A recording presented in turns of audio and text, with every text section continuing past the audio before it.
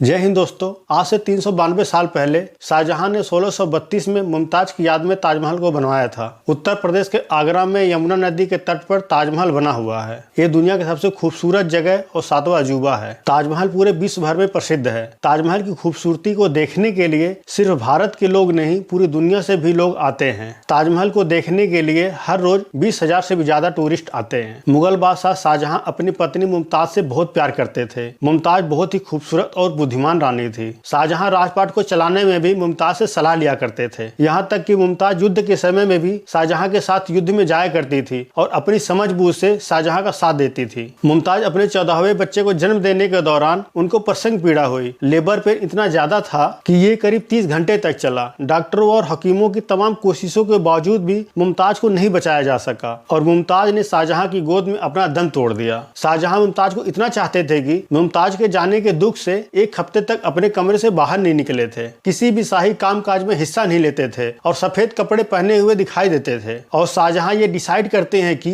वे अपनी अजीज बेगम की याद में एक शानदार महल बनवाएंगे, एक ऐसा महल जो धरती पर स्वर्ग के समान होगा। और लगभग 7 महीने के बाद ताजमहल को बनाने का नक्शा तैयार किया गया। ताजमहल को बनाने का काम 1632 में शुरू किया गया और 1665 में ताजमहल बनकर तैयार हुआ। इसको बनाने में 22 साल लगा। ताजमहल को बनाने के लिए 20,000 मजदूर लगे थे, जिनमें से भारत के अलावा फ्रांस और तुर्की से भी मजदूर लाए गए थे। इन कारीगरों ने पत्थर पर फूल पत्तियों को तराशने का काम किए। इसको बनाने में उस समय 50 लाख रुपए की मजदूरी आई थी। ताजमहल को बनाने में पूरा खर्चा उस समय 32 करोड़ रुपए आया था, जो कि आज के समय में ताजमहल को बनाने का खर्चा 800 करोड़ रुपए आएगा। ताजमहल को बनाने की जिम्मेदारी मीर अब्दुल करीम और मुकम्मल खां को दिया गया था। शाहजहां ने बाद में लाल किला बनाने की जिम्मेदारी भी इन्हीं को दिया था। ताजमहल को सफेद संगमरमर से बनाया गया है। राजस्थान के मकराना के खदानों से सफेद संगमरमर के पत्थरों को लाया गया था। यहाँ के पत्थर खास तरह के होते हैं। इन पत्थरों की खासियत यह होती है कि अगर गर्मी 50 डिग्री टेम्परेचर है और इन पर कोई चलता है तो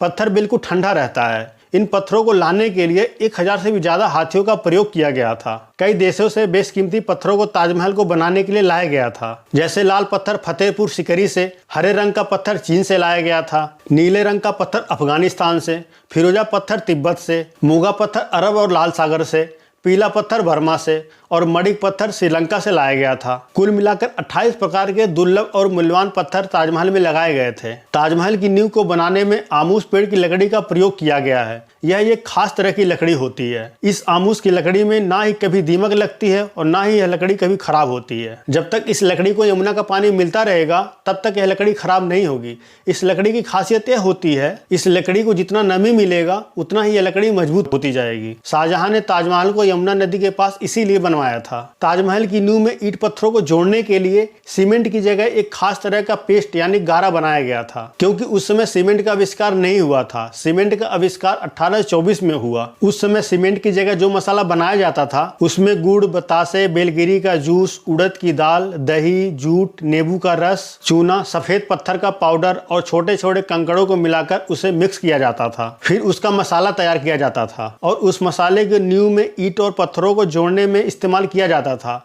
और यह मसाला बहुत ही मजबूत होता था। ताजमहल का रंग दिन और रात के हिसाब से बदलता रहता है और इसका कलर 3 बार बदलता है। सुबह के समय ताजमहल का रंग गुलाबी रंग दिखाई देता है, शाम के समय इसका रंग सफेद दूधिया रंग का हो जाता है और रात के समय ताजमहल सुनहरा रंग का दिखाई देता है। ताजमहल की ऊंचाई 240 फीट है, यानी 25 मंजिला ऊंचा है। ताजमहल के चारों कोनों पर 4 मीनारें बनी हुई है। ये मीनारें बाहर की तरफ थोड़ी थोड़ी झुकी हुई हैं। उस समय चारों मीनारों को यह सोचकर बनाया गया था ताकि कभी भूकंप से गिरे तो बाहर की तरफ गिरे और ताजमहल को कोई भी नुकसान ना हो। ताजमहल के सामने बेहद खूबसूरत फुहारे लगे हुए हैं। ये फुहारे बिना बिजली के चलते हैं। इन फुहारों के नीचे बड़े बड़े पीतल की टंकियां बनाई गई हैं और इन टंकियों में एक साथ पानी भरता है और पानी के प्रेशर से फुहारे अपने आप चलते हैं। ताजमहल को देखने के लिए हर साल 80 लाख से ज्यादा टूरिस्ट आते हैं। भारत सरकार को हर साल ताजमहल से 56 करोड़ रुपए की कमाई होती है। ताजमहल को लेकर एक अफवाह है कि शाहजहां ने ताजमहल को बनाने वाले मजदूरों के हाथ कटवा दिए थे ताकि मजदूर दोबारा ऐसा ताजमहल ना बना सके, पर ऐसा नहीं है, यह एक अफवाह है। इसके पीछे की वजह बताई जाती है, शाहजहां चाहते थे कि दोबारा ऐसा ताजमहल ना बनाया जाए। ताजमहल बनने के बाद शाहजहां ने कारीगरों से जिंदगी भर काम ना करने का वादा लिया था और इसके बदले कारीगरों को जिंदगी भर की सैलरी दिया गया था। जिन कारीगरों ने ताजमहल को बनाया था